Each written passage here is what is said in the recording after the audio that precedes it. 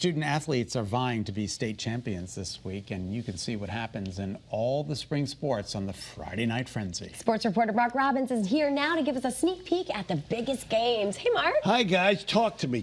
What do you need to know? Where'd you get your glasses? Oh, Warby Parker, thank you very much. Thank you very much. What do you think? Yeah, I think it looks audience? amazing. You look Love it. terrific. Thank So you. sharp. Yeah, Thank very you. sharp. Now I can see better.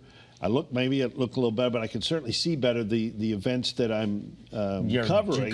All the high school state championship tournament stuff that's going on throughout the spring sports, baseball, So lacrosse. it's down to the wire. Many teams still in the postseason right now. Who's still competing in the lacrosse we've got field? lacrosse boys and girls, and we now lacrosse is heavily favored for Fairfield County. I mean, those schools for many years have been very strong nationally. Darien girls, the top girls public high school lacrosse program in the country. Wow. That is amazing. Didn't know that. And they had 3 players on North Carolina's recent national championship team. They won 2 weeks ago. Oh, wow. The boys of Staples have the top goalkeeper in the country. He's going to North Carolina next year to play men's lacrosse for the Tar Heels and maybe even football for Bill Belichick and Tar Heels. He's a punter. He's an all-state punter. So you got great action in girls and boys lacrosse, and that's just some of what's going on. They'll play their finals Saturday for the boys, a week from this Saturday, and then Sunday for the girls at Fairfield U. They have a wonderful facility for lacrosse. Wow. So that'll be there. And then baseball is all over the place with quarterfinal play, softball as well. And again, next weekend it'll be the state championship finals. So we're into about the quarterfinal stage right now. There are a couple of games today, a lot more tomorrow, which is good for us because we've got the frenzy going on. And how bad will the weather be during the day portion tomorrow? Tomorrow. You should be fine. Oh, good. We're expecting some scattered showers and thunderstorms. I'm going to say between 4 and 9. Well, that's when they play. All right. Thank you very much. It's not going to be a washout. It'll be it'll be hit or miss. All right. Every town is going to see the activity. Yeah. So just keep the app handy. Yes, and keep your umbrellas and be ready for a rain delay. Absolutely. There you go. Yes. So are there any particular teams of the baseball playoffs and softball playoffs that we should be on the lookout for? Well, Woodland, I just did a feature on Woodland going for a 4th straight state championship in Class M. And in boys baseball, how about Lyman Hall won its first conference title in the SEC a couple of weeks ago, and they're an outstanding club in Class L. I look for them to maybe make the final and maybe even take home the state championship. And you have so many other schools. Southington is having a great year in Class Double L, and they're in a quarterfinal game, I think, against Staples, another power.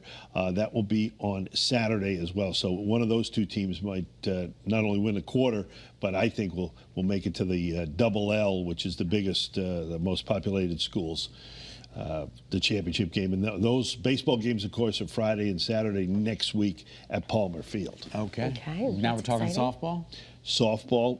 Again, Woodland going for a 4th straight state championship. Cheshire going for a 5th, I believe, in Class Double L. Cheshire's outstanding. They have such a strong program over the years, so look for Cheshire in there. Newtown is having a great tournament run as well. Just knocked off Amity in Class Double L. I mentioned Woodland.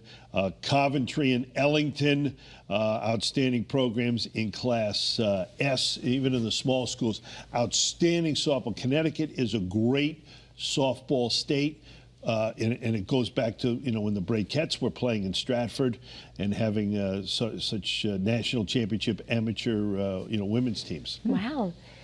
So we're just a couple of weeks away now from the Travelers Championship. Oh, is that around coming. the corner? Yeah, I think it's June 16th. I hadn't heard much It's coming. Who'll be on the field this year? Who isn't in the field I know. is basically Everyone's throwing in, yes, yeah. 20. Scott nailed it. 28 out of the 30 top players in the world on the PGA Tour will be That's here. amazing. And only Justin Rose, you'll love this, especially if you like royalty. Justin Rose was going to play. He comes here every year. He loves the tournament, and he's not playing because British and the royal family has invited him to an event. Oh. The king and the queen wow. have asked for his presence the week of the Travelers Championship, and he was torn a little bit. And Connecticut but, royalty, British royalty. Yeah, that's a tough Right, decision. yeah, Wild. But he chose the wrong so one. He, No. that's kidding. what we think. But yeah, so he won't be there. But he is. And Billy Horschel had back surgery, and so those are the two of the top 30 that aren't here because of extenuating circumstances. Thanks, Mark. Always good to see you. It's always a pleasure. You know, we be have with you at the Travelers. We have tea Oh, can't companies here wait. in Connecticut, Justin. Yeah, that's true, You know too. what I mean? You can have a spot of tea with us, but that's okay. Thanks, Mark.